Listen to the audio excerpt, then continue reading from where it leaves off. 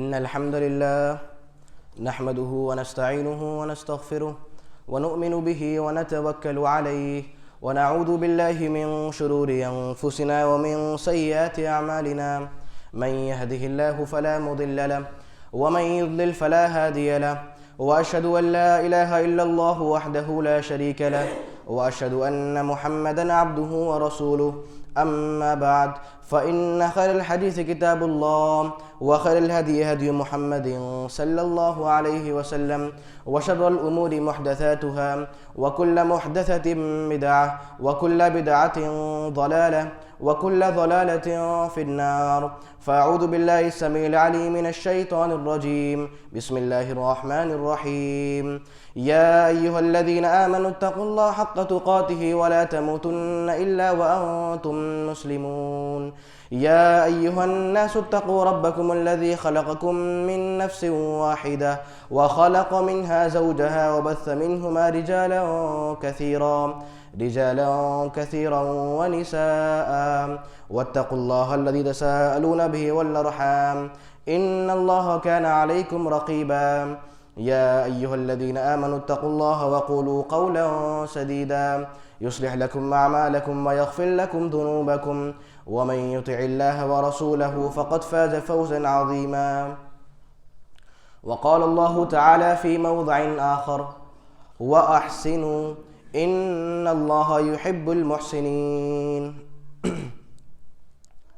محترم سامعین کرام، آج کا موضوع خطابت ہے احسان اور اللہ کے نبی صلی اللہ علیہ وسلم. احسان اور اللہ کے نبی صلی اللہ علیہ وسلم. قبل اس کے کہ موضوع کا باقاعدہ آغاز کیا جائے، مناسب معلوم ہوتا ہے کہ احسان کے مفہوم سے متعلق چند باتیں پیش کر دی جائیں کہ آخر لفظ احسان کا مطلب کیا ہوتا ہے. سامعین، احسان لفظ عربی زبان کے اندر حسن کے لفظ سے بنا ہے. لفظ احسان عربی زبان کے اندر حسن سے بنا ہے، جس کا مطلب یہ ہوا کہ احسان کے اندر حسن اور خوبصورتی پائی جاتی ہے. اب یہ خوبصورتی دو چیزوں میں ظاہر ہو سکتی ہے. پہلی خوبصورتی کا تعلق عبادات سے ہے اور دوسری خوبصورتی معاملات کے اندر ظاہر ہو سکتی ہے. لہذا اگر ہم لوگ عبادات کی خوبصورتی کی بات کریں تو اسی متعلق صحیح بخاری وغیرہ کے اندر ایک حدیث موجود ہے. رسول کریم صلی اللہ علیہ وسلم ارشاد فرماتے ہیں، جب آپ سے سوال پوچھا گیا، کون سوال پوچھنے والے تھے؟ حضرت جبریل علیہ السلام. سوال پوچھا کہ احسان کیا ہے؟ مل احسان، اے اللہ کے نبی صلی اللہ علیہ وسلم آخر احسان کیا ہوتا ہے؟ آپ بیان فرماتے ہیں، ان تعبد اللہ کأنک تراہ فإن لم تکن تراہ فإنہ یراک. کہ احسان یہ ہے آپ اللہ رب العالمین کی ایسی عبادت کریں کأنک تراہ کہ مانو آپ اللہ تعالیٰ کو دیکھ رہے ہوں. ان تعبد اللہ، آپ اللہ کی ایسے عبادت کریں جیسے آپ اللہ کو دیکھ رہے ہوں. فإن لم تکن تراہ، اور اگر یہ فیلنگ دل میں پیدا نہیں ہو کہ آپ اللہ کو دیکھ رہے ہیں تو اتنا تو تصور باقی رہے فإنہ یراک، کہ اللہ رب العالمین آپ کو دیکھ رہا ہے. اب قابل غور بات یہ ہے کہ آخر ایسا کیسے ممکن ہے کہ دنیا میں بندہ اللہ رب العالمین کو دیکھ لے؟ کیا ایسا ممکن ہے؟ باقاعدہ اسلاف کا یہ پورا ایک منہج ہے کہ ان کا اصول ہے کہ رب العالمین کا دیدار دنیا میں ان آنکھوں سے ممکن نہیں ہے. اور حدیث کے الفاظ کیا ہیں؟ ان تعبد اللہ کأنک تراہ، کہ آپ اللہ کی عبادت کریں ایسے جیسے آپ اللہ کو دیکھ رہے ہوں. اصل میں کہنے کا مطلب یہ ہے کہ جب اللہ رب العالمین کو آپ اپنی نگاہوں سے دیکھ رہے ہوں، رب العالمین آپ کے سامنے ہوں، اس وقت جس طریقے سے آپ اللہ کی عبادت کریں گے، اس وقت جس طرح جھکتے ہوئے خشوع و خضوع اختیار کرتے ہوئے رب العالمین کے آگے آپ جھکیں گے، وہی کیفیت اور وہی فیلنگز ہر عبادت میں ظاہر ہونی چاہیے. بات سمجھ رہے ہیں؟ یعنی جس طریقے سے اس وقت آپ اللہ کی پرزور اور پوری فیلنگ کے ساتھ عبادت کریں گے جب وہ آپ کے سامنے موجود ہو، ایسے ہی یہ تصور ذہن میں رکھیے کہ ہاں اللہ کو آپ دیکھ رہے ہیں، تو اتنے خشوع و خضوع سے عبادت کیجئے جتنا آپ اس وقت کریں گے جب آپ اس کو براہ راست دیکھ رہے ہوں۔ اور اگر یہ فیلنگ بھی پیدا نہیں ہو تو اتنا تو ہو کہ اللہ تعالیٰ آپ کو دیکھ رہا ہے، لہذا آپ عبادات کو اچھے سے ادا کر لیں۔ خیر، تو بتانے کا مطلب کیا ہے؟ یہ ہے عبادت کے اندر احسان، یا یہ ہے عبادت کی خوبصورتی کہ انسان عبادت کو اتنے اچھے سے ادا کرے کہ وہ مکمل خالص ہو جائے رب العالمین کے لیے۔ ایسے ہی اگر ہم لوگ بات کریں معاملات کے اندر احسان کی یا معاملات کے اندر حسن اور خوبصورتی کی، چنانچہ اس بارے میں سورہ بقرہ کی ایک آیت موجود ہے۔ رب العالمین کا ارشاد ہے، سورہ بقرہ آیت نمبر 195، وَأَحْسِنُوا إِنَّ اللَّهَ يُحِبُّ الْمُحْسِنِينَ، کہ اے لوگوں احسان کیا کریے۔ وَأَحْسِنُوا، اے لوگوں احسان کیا کریے، کیوں؟ إِنَّ اللَّهَ يُحِبُّ الْمُحْسِنِينَ، بے شک اللہ رب العالمین احسان کرنے والوں سے محبت کرتا ہے۔ یعنی اگر احسان کا تعلق معاملات سے ہو، اگر ہم بات کریں معاملات کی خوبصورتی کی، تو وہاں پر احسان کا مطلب یہ ہے کہ انسان دوسروں کو فائدہ پہنچائے، انسان دوسروں کے لیے نفع بخش اور فائدہ مند بنے۔ اسی آیت میں اس بات کا حکم ہے، وَأَحْسِنُوا، اے لوگوں احسان کیجئے، احسان کا معاملہ کیا کیجئے، کیوں؟ إِنَّ اللَّهَ يُحِبُّ الْمُحْسِنِينَ، رب تعالیٰ احسان کرنے والوں سے محبت کرتا ہے۔ لہذا مفہوم کا خلاصہ کیا نکلا؟ اگر احسان کا تعلق عبادات سے ہو تو مطلب کیا کہ عبادت میں اتنی خوبصورتی موجود ہو کہ ہم لوگ عبادت کو مکمل خالص کر دیں اللہ رب العالمین کے لیے۔ اور اگر احسان کا تعلق معاملات سے ہو تو مطلب کیا ہوگا کہ ہم دوسروں کو فائدہ پہنچائیں، ہم دوسروں کے لیے نفع بخش اور فائدہ مند ثابت ہو جائیں۔ یہ بات تھی احسان کے مفہوم سے متعلق۔ آئیے اصل موضوع پر آتے ہیں۔ موضوع کیا ہے؟ احسان اور اللہ کے نبی صلی اللہ علیہ وسلم۔ یہ حقیقت ہے کہ جس ہستی کے احسان سے متعلق گفتگو ہونے جا رہی ہے وہ ہستی تمام کائنات میں اور تمام لوگوں میں سب سے بڑی محسن ہے، یعنی نبی محترم صلی اللہ علیہ وسلم محسن کائنات ہیں اور آپ محسن اعظم ہیں دنیا میں۔ اگر کوئی سب سے بڑا محسن ہے تو وہ کون ہے؟ اللہ کے نبی صلی اللہ علیہ وسلم۔ اسی لیے میں کوشش کروں گا کہ چونکہ موضوع بہت طویل ہے، صرف چند نکات اور چند پہلو اس موضوع کے آپ کے سامنے پیش کر دوں۔ پہلی بات، اگر ہم لوگ تلاش کریں کہ رسول کریم صلی اللہ علیہ وسلم کا احسان کمزوروں کے ساتھ کیا تھا تو ہمیں اس بارے میں بخاری وغیرہ کی ایک حدیث مل جاتی ہے کہ اللہ کے نبی صلی اللہ علیہ وسلم ارشاد فرماتے ہیں، هل تنصرون وترزقون الا بضعفائکم، کہ اے لوگوں آپ کی مدد نہیں کی جاتی ہے، وترزقون، اور آپ کو رزق نہیں دیا جاتا ہے، الا بضعفائکم، مگر آپ کے کمزور لوگوں کی وجہ سے۔ یعنی اگر آپ لوگوں کو مدد اور نصرت ملتی ہے، اگر آپ لوگوں کو رزق ملتا ہے تو کیوں ملتا ہے؟ آپ لوگوں میں جو کمزور لوگ موجود ہیں ان کی وجہ سے آپ کو مدد اور نصرت ملتی ہے، اور ساتھ ہی ان کی وجہ سے آپ کو رزق بھی ملتا ہے۔ اور سامعین، یہاں پر کمزوروں سے مراد عام لوگ ہیں، یہاں پر کمزور سے مراد وہ لوگ بھی ہیں جو اپنے مال کے اعتبار سے کمزور ہیں، یہاں پر کمزور سے مراد وہ لوگ بھی ہیں جو اپنے معاش کے اعتبار سے کمزور مانے جاتے ہیں، یہاں پر کمزور سے مراد وہ حضرات بھی ہیں جو اپنے چہرے مہرے کے اعتبار سے کمزور مانے جاتے ہیں، اور وہ لوگ بھی مراد ہیں جو اپنے خاندان کے اعتبار سے کمزور تصور کیے جاتے ہیں۔ حدیث کے الفاظ کیا ہیں کہ اگر آپ لوگوں کو رزق ملتا ہے، اگر آپ لوگوں کو نصرت اور مدد ملتی ہے تو کیوں ملتی ہے؟ کیونکہ آپ لوگوں کے درمیان یہ کمزور لوگ موجود ہیں۔ اب سوچئے، اگر ہمارے گھر کی دکان کسی صاحب سے وابستہ ہو، اگر ہمارا گھر کسی صاحب سے چلتا ہو تو ایسا کیسے ممکن ہے کہ ہم ان کو درگزر یا پھر نظر انداز کر دیں؟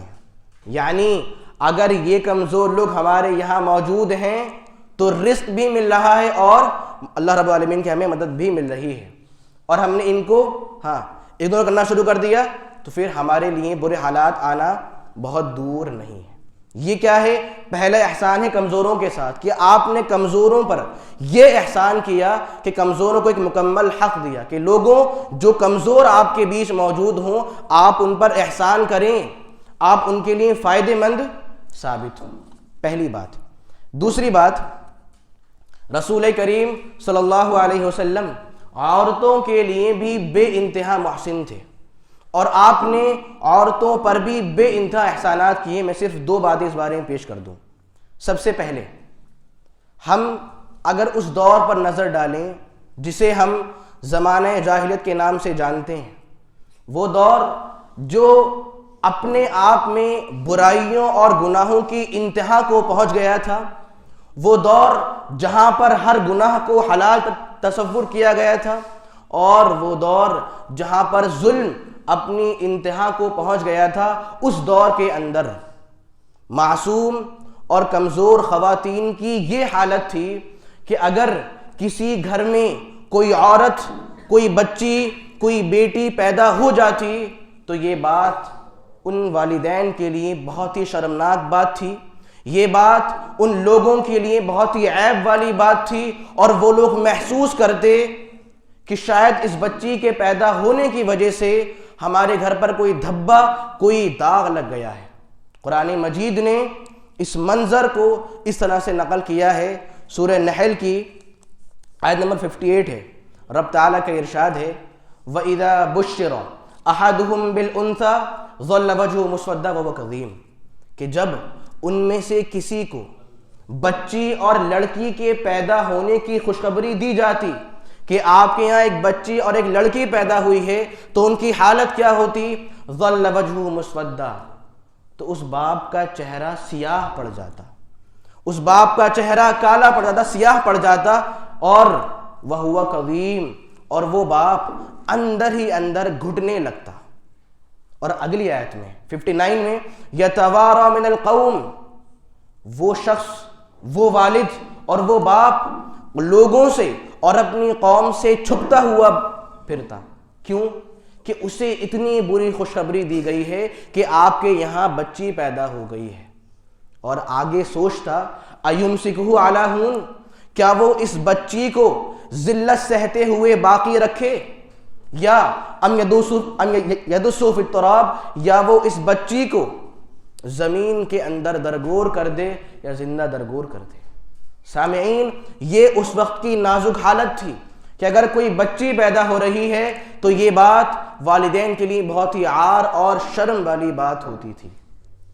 لیکن جب وہ محسن کائنات آئے، کون؟ اللہ کے نبی صلی اللہ علیہ وسلم، آپ نے عورتوں کے وجود کو سبھی کے لیے رحمت کا باعث قرار دیا۔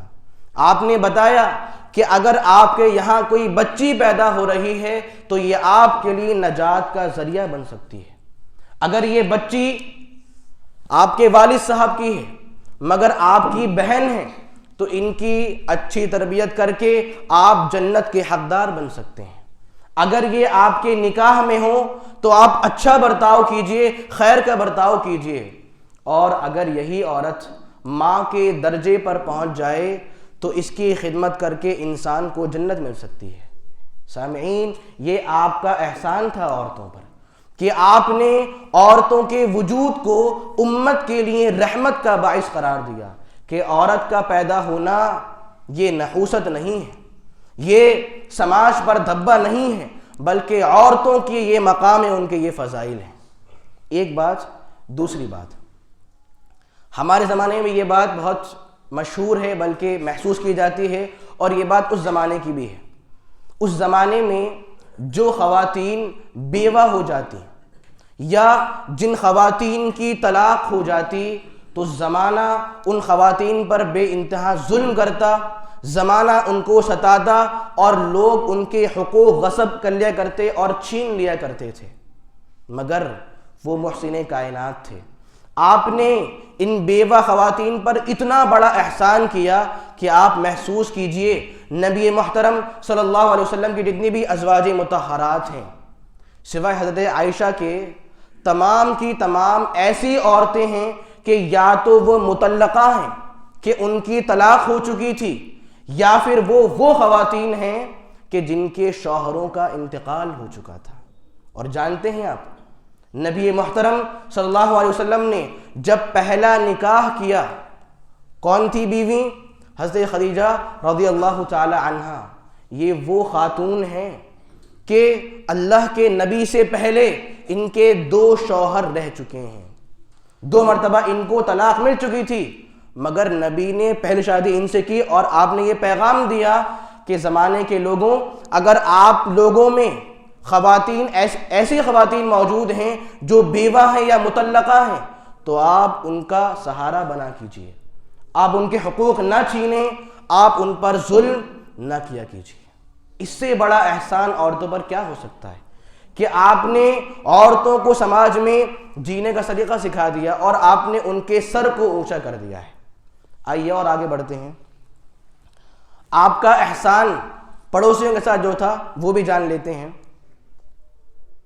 2 احادیث میں پیش کرتا ہوں آپ کے سامنے، اور دونوں ہی مسند احمد کی حدیث ہیں۔ سب سے پہلی حدیث، ایک مرتبہ ایسا ہوا کہ رسول کریم صلی اللہ علیہ وسلم نے ارشاد فرمایا واللہ لا یؤمن، کہ اللہ کی قسم وہ انسان مومن نہیں ہے۔ ایک بات آپ نے یہ بات بولی، پھر دوبارہ بیان فرمایا واللہ لا یؤمن، اللہ کی قسم وہ انسان مومن نہیں ہے، 2 بار، تیسری بار واللہ لا یؤمن، اللہ کی قسم وہ انسان مومن نہیں ہے۔ صحابہ پریشان ہیں، کیا مسئلہ ہے کہ نبی کیوں ایک بات کو 3 بار بولنا، وہ بھی قسم کھا کر اپنی بات کو پرزور کر رہے ہیں قسم کے ذریعے سے؟ کیا آپ کہہ رہے ہیں کہ اللہ کی قسم وہ انسان مومن نہیں ہے؟ صحابہ نے پوچھا اللہ کے نبی صلی اللہ علیہ وسلم کون انسان ہے وہ جو مومن نہیں ہے؟ تو آپ نے بیان فرمایا الجار لا یأمن جارہ بوائقہ، وہ پڑوسی مومن نہیں ہے کہ جس کا پڑوسی اس کے شر سے محفوظ نہیں ہے۔ وہ پڑوسی مومن نہیں ہے، اس کا ایمان مکمل نہیں جس کا پڑوسی، مطلب اس کا پڑوسی اس کے شر سے محفوظ نہیں ہے۔ ایک حدیث یہ۔ دوسری حدیث، ایک مرتبہ نبی محترم صلی اللہ علیہ وسلم کے سامنے ایک عورت کا ذکر کیا گیا، یذکر من کثرہ صلاتہا وصیامہا وصدقتہا، کہ جو فلاں عورت ہے وہ بہت نمازیں پڑھتی ہے اور وہ عورت بہت روزے رکھتی ہے اور ساتھ ہی وہ عورت بہت صدقات اور خرچ کا اہتمام کرتی ہے، بس ایک کمی ہے۔ کمی کیا ہے؟ غیر انہا تؤذی جیرانہا بلسانہا، بس کمی یہ ہے کہ وہ خاتون اپنے پڑوسیوں کو اپنی زبان سے تکلیف پہنچاتی ہے۔ سمجھ رہے ہیں بات کیا ہے؟ وہ خاتون بہت نیک ہے، بہت نمازیں پڑھتی ہے، بہت روزے رکھتی ہے اور بہت صدقات کا اہتمام کرتی، بس ایک کمی یہ ہے کہ وہ اپنے پڑوسیوں کو اپنی زبان سے تکلیف پہنچاتی ہے۔ جانتے ہیں اللہ کے نبی کا حکم کیا تھا صلی اللہ علیہ وسلم؟ آپ نے بیان فرمایا ہی فی النار، جہنمی ہے، جہنمی عورت ہے۔ یہ تو جہنمیوں کا عمل ہے کہ انسان اوروں کو ستائے، چاہے وہ پڑوسی ہوں یا پھر اور بندے ہوں۔ یعنی آپ کیا ایسا تھا کہ وہ عورت نمازیں نہیں پڑھ رہی تھی؟ کیا وہ عورت روزے نہیں رکھ رہی تھی؟ نہیں، ایسا نہیں تھا، وہ بہت نمازیں پڑھ رہی تھی، وہ بہت روزے رکھ رہی تھی، مگر حالت کیا تھی؟ اس کی ایک کمی تھی، وہ اپنے پڑوسیوں کو تکلیف پہنچا رہی تھی۔ حکم کیا ملا کہ جہنمیوں والا عمل ہے، اس سے بچنے کی ضرورت ہے۔ تو یہاں پر آ کر آپ نے پڑوسیوں پر احسان کیا کہ ان کو حقوق دلائے کہ دیکھیے اگر آپ کے کوئی پڑوسی ہیں تو آپ ان پر احسان کیجئے، آپ ان کا خیال رکھیے، اور اگر آپ کسی کے پڑوسی ہیں تو وہ آپ کا خیال رکھیں گے، آپ جن کے ہیں وہ آپ کا خیال رکھیں گے، اور آپ کے جو ہیں آپ کو ان کا خیال رکھنا ہے۔ اور آگے بڑھتے ہیں۔ یہی نہیں، وہ محسن کائنات پوری امت کے لیے سب سے بڑے محسن تھے۔ 2 مثالیں پیش کروں آپ کے سامنے۔ صحیح مسلم کی حدیث ہے، رسول کریم صلی اللہ علیہ وسلم ایک دعا فرماتے ہیں. دعا کیا ہوتی ہے کہ اے اللہ تو میری امت کو ایسے قحط سالی سے تباہ و برباد مت کرنا جو قحط سالی عام ہو، بسنۃ عامۃ، کہ اللہ تو میری امت کو ایسے قحط میں، ایسی بھوک مری میں مبتلا مت کرنا کہ جس بھوک مری سے پوری امت ایک بار میں تباہ و برباد ہو جائے. اور اس کا احساس ہم لوگ کرتے ہیں. اگر کسی علاقے میں بھوک مری ہے، وہاں پر کھانے پینے کو نہیں ہے، تو یہ بھوک مری پوری دنیا میں عام نہیں ہوتی ہے. جانتے ہیں کیوں؟ یہ اس محسن کا ہم پر احسان. آپ نے دعا کی تھی کہ اللہ میری امت کو ایسی عام قحط سالی سے ہلاک و برباد مت کرنا کہ وہ سبھی یک بار برباد ہو جائے. ایک بات. دوسری بات، سامعین، امت پر نبی محترم صلی اللہ علیہ وسلم کا اس سے بڑا احسان کیا ہو سکتا ہے کہ آپ نے ہم گنہگار لوگوں کو جنت کی راہ دکھا دی ہے. آپ نے ہمیں خیر اور شر میں، حق اور باطل میں، جائز اور ناجائز میں، کرنے یا نہ کرنے والی باتوں میں فرق سکھا دیا. اس سے بڑا احسان کیا ہو سکتا ہے؟ اور سوچئے اس سے بڑا احسان کیا ہو کہ ہم گنہگار لوگ رب العالمین کو پہچان لیں، ہمیں اللہ کی پہچان حاصل ہو جائے. اس سے بڑا احسان کیا ہو سکتا ہے؟ میں ایک بات یہاں پر اور پیش کر دوں، اگرچہ موضوع سے ہٹ کر بات ہے. میرا صرف یہی ارادہ ہے، یہ جو موضوع میں پیش کروں آپ کے سامنے، میں اگلی مرتبہ آیا تھا لاسٹ ٹائم تو موضوع کیا تھا ہم لوگوں کا؟ انفاق اور اللہ کے نبی صلی اللہ علیہ وسلم، کہ آپ نے کیا خرچ کیا ہے. اور آج موضوع کیا ہے؟ احسان اور اللہ کے نبی صلی اللہ علیہ وسلم.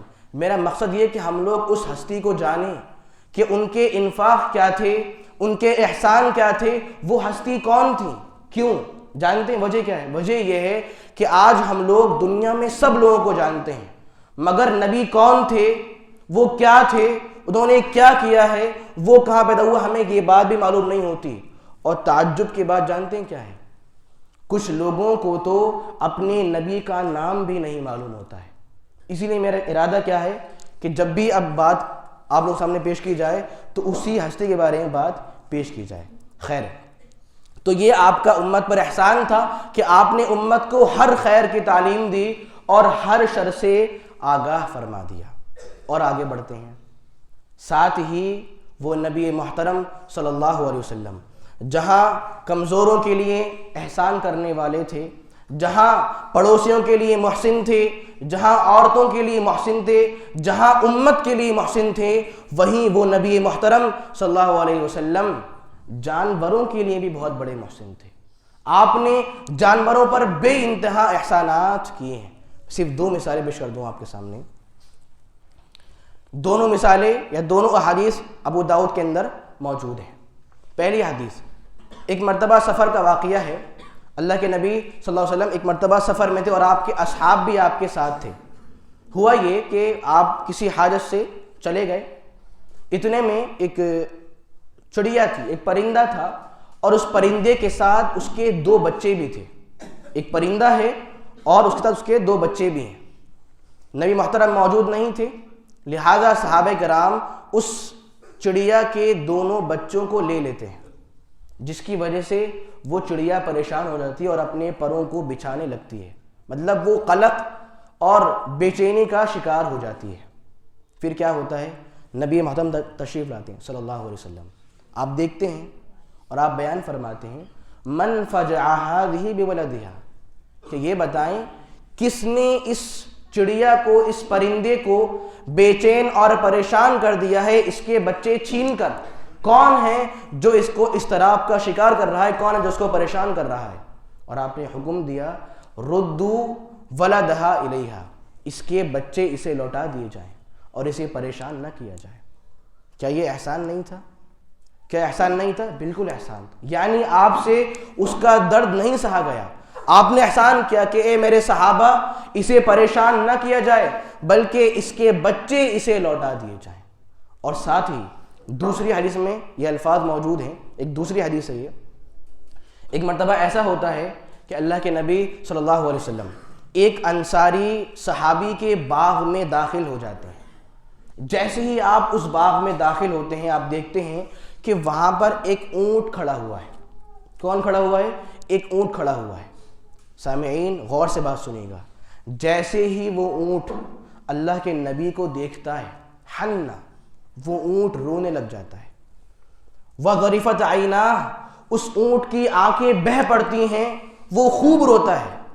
اللہ کے نبی سے دیکھا نہیں جاتا ہے، آپ اس کے پاس جاتے ہیں اور جا کر اس پر ہاتھ رکھتے ہیں اور اس کو سلاتے ہیں۔ اس کے بعد آپ وہاں سے آتے ہیں اور اعلان کرتے ہیں کہ اس اونٹ کا مالک کون ہے، من رب، کون ہے اس اونٹ کا مالک، کس کے یہ ملکیت میں ہے؟ صحابی آتے ہیں انصاری، کہا اللہ کے نبی صلی اللہ علیہ وسلم میں اس کا مالک ہوں، یہ میرا اونٹ ہے۔ آپ نے بیان فرمایا کہ اس اونٹ نے مجھ سے شکایت کی ہے۔ شکایت کیا ہے؟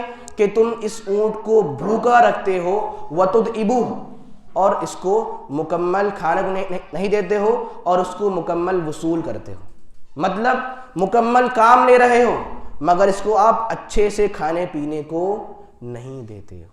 یہ آپ کا احسان تھا جانوروں پر کہ آپ سفارش کر رہے ہیں اس کے مالک سے کہ اس بارے میں ڈریے رب العالمین سے، اور جتنا استعمال کریں اتنا ہی کھانے پینے کو بھی بھرپور دیا کریں۔ یہ وہ احسانات تھے جو آپ نے امت پر کیے ہیں۔ بس ایک بات اور پیش کر دوں، یہ آخری بات ہوگی انشاءاللہ۔ ایسے بھی واقعات ثابت ہیں کہ جہاں پر لوگوں نے اللہ کے نبی پر احسان کیے صلی اللہ علیہ وسلم۔ میں یہ بات کیوں پیش کر رہا ہوں؟ صرف ایک چیز واضح کرنے کے لیے۔ دیکھیے ہمارا حال کیا ہے کہ اگر کوئی انسان ہمارے ساتھ احسان کر دیتا ہے تو ہم لوگ احسان فراموش ہو جاتے ہیں، ہم ان کے احسانات کو بھول جاتے ہیں، اب چاہے وہ احسان چھوٹا ہو یا احسان بہت بڑا ہو۔ مگر نبی محترم کا حال یہ تھا کہ اگر کوئی آپ کے ساتھ کیسا بھی احسان کر دے تو آپ احسان فراموش نہیں تھے، بلکہ آپ اس کے احسان کو ہمیشہ یاد رکھتے تھے۔ لہذا صحیح بخاری وغیرہ کی ایک حدیث ہے، جب غزوہ بدر مکمل ہو گئی اس کے بعد نبی محترم صلی اللہ علیہ وسلم نے ایک بات ارشاد فرمائی، لو کان المطعم ابن عدی حیا، کہ اگر آج مطعم ابن عدی زندہ ہوتا، اگر آج مطعم ابن عدی زندہ ہوتا، ثم کلمنی، پھر وہ آ کر مجھ سے بات کرتا ان بدبودار لوگوں کے بارے میں۔ آپ کا اشارہ تھا ان قیدیوں کے بارے میں جو بدر میں قید ہو گئے تھے۔ کیا حکم دیا آپ نے؟ کیا بات بولی کہ اگر آج مطعم ابن عدی زندہ ہوتے اور آ کر مجھ سے یہ بات کرتے کہ آپ ان قیدیوں کو رہا کر دیجئے، ان کو چھوڑ دیجئے، تو آپ بیان فرماتے ہیں لَتَرَكْتُهُمْ لَهُ، تو میں ان کی سفارش پر ان تمام لوگوں کو چھوڑ دیتا۔ جانتے ہیں کیوں؟ کیا وجہ تھی؟ وجہ یہ تھی یہ وہ مطعم ابن عدی ہیں جنہوں نے جب اللہ کے نبی کے خاندان کا بائیکاٹ ہوا تھا، اس بائیکاٹ کو ختم کرنے والے لوگوں میں یہ شامل تھے، جبکہ یہ انسان کافر اور مشرک تھے، مسلمان انسان نہیں تھے۔ ان سے دکھ اور تکلیف دیکھی نہیں گئی کہ اللہ کے نبی کا جو خاندان ہے وہاں کے بچے بھوک سے روتے ہیں، بلبلاتے ہیں اور چیخ و پکار ہے۔ 3 سال تک یہ بائیکاٹ قائم رہا تھا، مگر یہ ان لوگوں میں تھے جنہوں نے اس بائیکاٹ کو اینڈ کیا تھا اور ختم کیا تھا۔ تو آپ نے ان کے احسان کو یاد رکھا اور آپ نے کہا کہ اگر وہ آج زندہ ہوتے اور آ کر مجھ سے یہ بات بولتے کہ اے نبی ان لوگوں کو چھوڑ دیجئے، تو میں ان کی سفارش پر ان لوگوں کو رہا کر دیتا اور چھوڑ دیتا۔ سوچئے نبی محترم صلی اللہ علیہ وسلم ایک مشرک اور کافر انسان کے احسان کو بھی فراموش نہیں کرتے، نہیں بھلاتے ہیں، اور ہم لوگ اتنے برے بن جاتے ہیں کہ ہم اپنے خود ہی سگے مسلمان بھائیوں کے احسانات کو فراموش کر دیتے ہیں، اور ہم تو محسوس بھی نہیں کرتے کہ بھائی اس نے ہم پر احسان کیا ہے۔ تو یہ لمحہ فکری ہے ہمارے لیے۔ ہم دعا کرتے ہیں آخر میں کہ اللہ تو ہم تمام لوگوں کے یہاں احسان کا مادہ پیدا فرما دے، اے اللہ تو ہم تمام لوگوں کو لوگوں کے لیے محسن بنا دے، اے اللہ ہمیں اپنے نبی کی مبارک زندگی کو پڑھنے کی توفیق عطا فرمائے، اے اللہ تو ہمارے تمام چھوٹے بڑے گناہوں کو معاف فرما دے، اے اللہ تو ہمارے صغائر کبائر تمام گناہوں کو معاف فرما دے، اے اللہ اس وقت مسلمان جہاں جہاں پریشان ہیں، مظلوم ہیں، بدحال ہیں، اے اللہ تو سارے جہاں کے مسلمانوں کے حال پر رحم فرما، اے اللہ تو سارے جہاں کے مسلمانوں کے حال پر رحم فرما، اور اے اللہ بطور خاص ہندوستان کے مسلمانوں کے حال پر رحم فرما، اے اللہ ہندوستان کے مسلمانوں کے حال پر رحم فرما۔ اے اللہ ہم لوگ تیرے دین سے بہت دور ہوتے جا رہے ہیں، تو ہمیں اپنے دین کے قریب کر دے۔ اے اللہ ہمارے یہاں دین کا شوق ختم ہوتا جا رہا ہے، تو ہمارے یہاں دین کا شوق پیدا فرما دے۔ اور اے اللہ جو بھی ہمارے بھائی بیمار ہیں تو ان تمام کو شفائے کاملہ، عاجلہ، دائمہ اور نافعہ نصیب فرما دے۔ اے اللہ جب تک ہمارے یہاں جان باقی ہے تو ہمیں توحید اور ایمان پر باقی رکھ، اور اے اللہ جب تو ہمیں اپنے پاس بلائے تو ہمارا خاتمہ بالخیر فرما دے۔ آمین۔ وآخر دعوانا ان الحمد للہ رب العالمین۔